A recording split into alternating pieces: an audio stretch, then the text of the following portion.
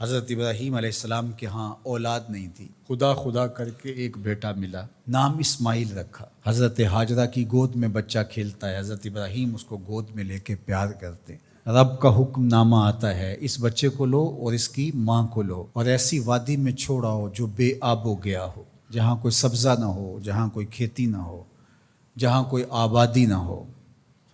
اللہ اکبر! نومولود بچے اور اس کی ماں کو ایسی وادی میں چھوڑ آنا جہاں کوئی انسانی آبادی تو درکنار، کوئی پرندے بھی نہ رہتے ہوں، یہ کوئی تھوڑا امتحان ہے؟ ذرا تصور تو کیجئے، کلیجے کانپ جاتے ہیں۔ لیکن حضرت ابراہیم اس امتحان کے لیے بھی تیار ہوئے۔ تھوڑا سا سامان لیا، اپنی بیوی کو اور اپنے نومولود بچے کو لے کر کے 3 نفوس پر مشتمل قافلے نے جا کے وہاں پڑاؤ کیا۔ کچھ وقت گزارا، پھر اللہ کی بارگاہ میں سحر کے وقت اٹھ کے دعا مانگی۔ ربنا انی اسکنت من ذریتی بواد غیر ذی زرع عند بیتک المحرم۔ اللہ، میں اپنی ذریت کو، اپنی نسل کو، اپنی اولاد کو ایسی وادی میں تیرے آسرے پہ چھوڑ کے جا رہا ہوں جس وادی میں کوئی کھیتی نہیں، کوئی سبزہ نہیں۔ دعا مانگی، تھوڑا سا جو توشہ تھا، سامان تھا، سپرد کیا اور واپس پلٹنے لگے۔ حضرت ہاجرہ نے تمسکت بعضیالہ، آگے بڑھ کے دامن پکڑ لیا، کہا اس تنہائی میں، اس بے آب و گیا وادی میں چھوڑ کے ہمیں اس وقت کہاں جا رہے ہیں؟ کیا جواب دیتے؟ خاموش ہو گئے۔ تھوڑی دیر گزری، پھر قدم اٹھایا تو پھر بیوی نے دامن پکڑ لیا اور حضرت ہاجرہ بولی، اس وادی بے آب و گیا میں ہمیں چھوڑ کے کہاں جا رہے ہیں؟ حضرت ابراہیم کوئی جواب نہیں دیتے۔ ذرا تصور کیجئے، آپ بھی صاحب اولاد ہیں۔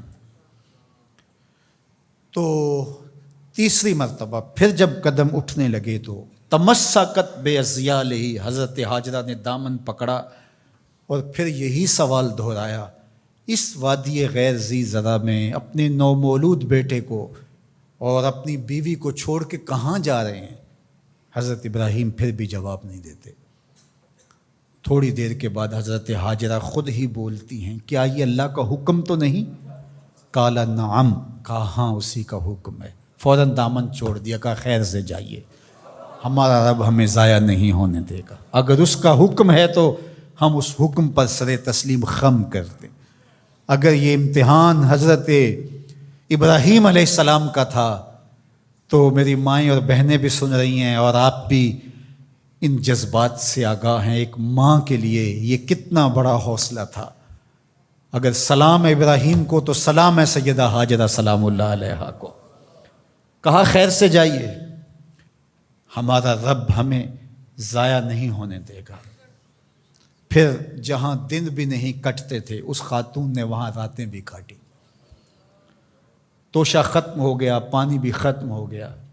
پھر 2 دن کے بعد ماں کی چھاتیوں سے دودھ بھی خشک ہو گیا۔ خود تو بھوک کاٹ رہی ہے لیکن بیٹے کی پیاس اور بھوک دیکھی نہیں جاتی۔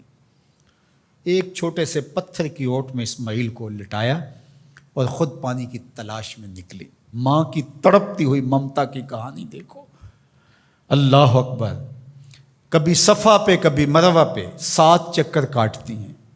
پھر جب 7ویں چکر میں مروہ پہ پہنچی، اطراف میں دیکھا، کہیں کوئی پانی کے آثار ہویدا نہیں ہوئے۔ گزرتے گزرتے بیٹے کو بھی دیکھتی تھی، نشیبی جگہ سے بھاگ کے گزرتی تھی، وہاں لال نظر نہیں آتا تھا۔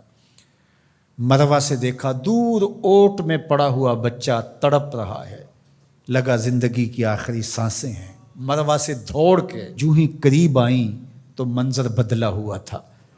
وہ اسماعیل جو پیاس سے تڑپ رہے تھے، پیاس سے جب انہوں نے ایڑیاں رگڑی، خدا نے چشمے جاری کر دی، پانی پھوٹ نکلا، دوڑی اور منڈھیر کر دی اور کہا زم زم، رک جا رک جا۔ کہا کہ اللہ بھلا کرے سیدہ ہاجرہ کا، اگر وہ زم زم کہہ کے پانی کو نہ روکتی وہ پوری روئے زمین پہ پھیل جاتا۔ اللہ اکبر! یہ حضرت ہاجرہ کا امتحان تھا اور امتحان میں وہ بھی سرخرو نکلی۔ وہ کہا ہم قیامت تک تیرے قدموں کے نشان کو جلوہ گاہ بنا دیں گے۔ آج عمرہ ہو، حج ہو، وہاں کج کلا بھی دوڑتے دکھائی دیتے ہیں، بادشاہ بھی دوڑتے دکھائی دیتے ہیں۔ ان راہوں پہ پیغمبر بھی دوڑے ہیں، ولی بھی دوڑے ہیں، امام الانبیاء نے بھی سعی کی ہے۔ مالک کوئی دوڑنا بھی عبادت ہے؟ کہا جن راہوں پہ میری بندی دوڑی ہے قیامت تک ان راہوں کو جلوہ گاہ بنا دوں، اور ان پست قامت پہاڑیوں کو میں اپنی نشانیاں قرار دیتا ہوں۔ ان الصفا والمروۃ من شعائر اللہ، یہ اللہ کی نشانیاں قرار پائیں، عزتوں کے نشان بن گئے۔ اللہ اکبر۔ یہاں ایک ماں اپنے بیٹے کے لیے بے تابانہ دوڑی تھی۔ اچھا، راستے کے اندر نشیبی جگہ سے دوڑ کے اس لیے گزری تھی کہ وہاں بیٹے کا چہرہ نظر نہیں آتا، اور یہاں ماں بیٹا اکٹھے دوڑ رہے ہوتے ہیں، حکم ہے بیٹا دوڑ کے گزرے، اس لیے کہ اس ادا کو ادا کرنا ہے۔ وہ تو پانی کے لیے بار بار ادھر ادھر جا رہی تھی، حاجی کی بغل میں پانی کی بوتل ہوتی ہے پھر بھی دوڑ رہے، پانی کے لیے نہیں دوڑ رہا، حاجرہ کی سنت کو ادا کر رہا۔